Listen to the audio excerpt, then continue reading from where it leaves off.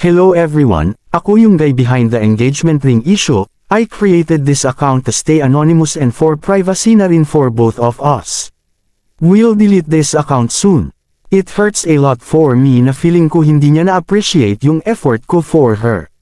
Is it really matter about the price ng engagement ring? Take note, engagement ring not, wedding ring. Ako po yung breadwinner. Ng family namin sobrang dami ko struggles and responsibilities sa buhay, pinapaaral ko pa yung bunso namin.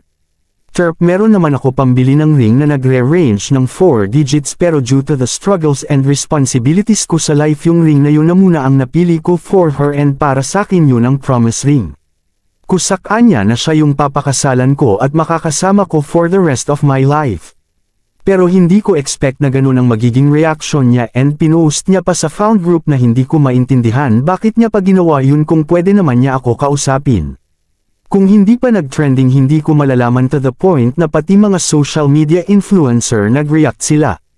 Sobrang sakit lang po sa part.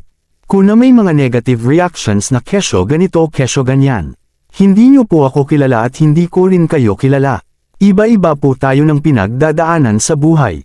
Kung para sa inyo po is napaka-cheap ko well naiintindihan ko po kayo dun baka nga naman po kasi pinanganak kayo na gold spoon nyo para sakin love doesn't have price. Hindi po nabawasan ang pagmamahal ko sa kanya ng 279 sa loob ng 8 years actually priceless pa nga po. My world suddenly fell apart dahil doon. It really hurts a lot. Pero nagpapasalamat pa rin po ako sa ginawa niyang pag-post about that. Naging eye-opener po yun para sakin to broke up with her and I cancel ang wedding plan. Kung doon lang po sa cheap ring price nagreklamo what about the long run?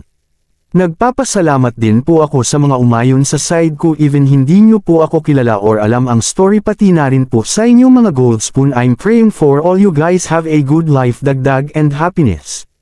I will start moving on soon for now mag-suffer muna ako sa pain na nararamdaman ko. Thank you.